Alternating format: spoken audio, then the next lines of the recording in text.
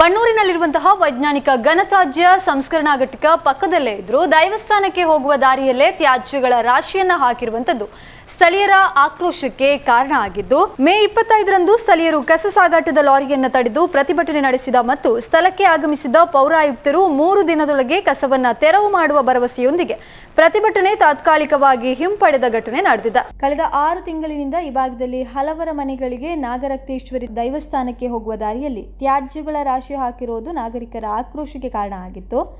ಇನ್ನು ಘನತ್ಯಾಜ್ಯ ಘಟಕದಲ್ಲಿ ಕಸವನ್ನ ಸಿಮೆಂಟ್ ಫ್ಯಾಕ್ಟರಿಗೆ ಕೊಂಡೊಯ್ಯುವ ಕಾರ್ಯದ ಹಿನ್ನೆಲೆಯಲ್ಲಿ ಘನವಾಹನ ಘಟಕಕ್ಕೆ ತೆರಳುವಲ್ಲಿ ತೊಂದರೆಯಾಗಿರುವ ಹಿನ್ನೆಲೆಯಲ್ಲಿ ತ್ಯಾಜ್ಯಗಳನ್ನ ಸಾರ್ವಜನಿಕ ಸರ್ಕಾರಿ ಸ್ಥಳದಲ್ಲಿ ಹಾಕಲಾಗಿತ್ತು. ಇದು ಸ್ಥಳೀಯ ಮನೆಗಳಿಗೆ ದೈವಸ್ಥಾನಕ್ಕೆ ಹೋಗುವ ದಾರಿಯಾದ್ರಿಂದ ಸಾರ್ವಜನಿಕರು ಆಕ್ರೋಶ ವ್ಯಕ್ತಪಡಿಸಿ ತ್ಯಾಜ್ಯ ತೆರವು ಮಾಡುವಂತೆ ಒತ್ತಾಯಿಸಿ ಪ್ರತಿಭಟನೆಯನ್ನ ನಡೆಸಿದ್ರು. ಸ್ಥಳಕ್ಕೆ ಆಗಮಿಸಿದ ಪೌರಾಯುಕ್ತರು 3 ದಿನದೊಳಗೆ ಕಸ ತೆರವು ಭರವಸೆ ನೀಡಿದ ಬಳಿಕ ಪ್ರತಿಭಟನೆಯನ್ನ ಹಿಂಪಡೆಯಲಾಯಿತು. ಸ್ಥಳೀಯರಾದ ಕಾರ್ತಿಕ್ ಕುಲಾಲ ನೆಕ್ಕಿಲ ಅವರು ಮಾತನಾಡಿ ದೈವಸ್ಥಾನಕ್ಕೆ ಅಚೌಕ ಮಾಡುವ ಕೆಲಸ ಮಾಡ್ತಿದ್ದಾರೆ. ಕಳೆದ 6 ತಿಂಗಳಿನಿಂದ ಘಟಕದ ಹೊರಭಾಗಕ್ಕೆ ಕಸ ಹಾಕ್ತಿದ್ದಾರೆ.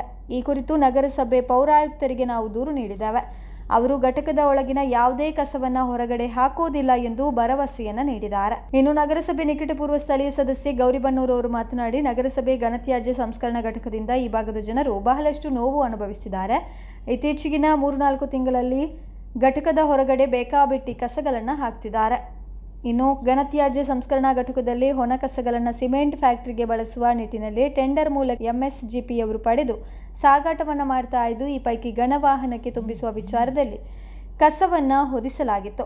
ಇನ್ನು ಈ ಸಂದರ್ಭದಲ್ಲಿ ಸ್ಥಳೀಯರಾದ ಹರೀಶ್ ಕುಲಾಲ್, ಬಾಲಚಂದ್ರ ಆಚಾರ್ಯ, ವಿಜಿತ್ ಗೌಡ ಬಣ್ಣೂರು, ವಿಜಯ್ ಗೌಡ ಬಣ್ಣೂರು, ವಿಠಲ್ ಹೆಗ್ಡೆ, ಹೇಮಲತಾ ಹೆಗ್ಡೆ, ಅಮಿತಾ ಮಹಾಬಲ್ ಪೂಜಾರಿ, ಭಾಗೀರಥಿ, ರಾಜೇಂದ್ರ ಹೆಗ್ಡೆ, ಹೇಮಲತಾ, ಬಾಲಕೃಷ್ಣ ಸಹಿತ ಹಲವಾರು ಮಂದಿ ಉಪಸ್ಥಿತರಿದ್ದರು.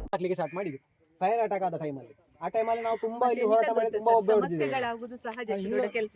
ಅರೆ ಕಂಟಿನ್ಯೂಸ್ ಇಲ್ಲಿ ಬದುಕಲಿಕ್ಕೆ ಆಗದ ಕಂಟಿನ್ಯೂಸ್ ಆಯ್ತು. ಆವತ್ತು ಹೇಳಿದ್ರೆ ವರ್ಷ ಇದೆ ಸರ್, ಮಳೆ ಬರುವಾಗ ನಿಮ್ಮ ನೋಡ್ಕೊಂಡು ಬರುವುದು. ಫೈರ್ ಫೈಟಿಂಗ್ ಸಿಸ್ಟಮ್ ಹಾಕ್ಸಿದ್ವಿ, ಟೆಸ್ಟ್ ಆಗ್ತಾ ಉಂಟು, ಅದನ್ನು ಮಾಡಿದ್ವಿ. ಇಲ್ಲಿ ಏನೇನ್ ಬರ್ಬೇಕು ಅದೆಲ್ಲ ಮಾಡ್ತಾ ಇದೀವಿ.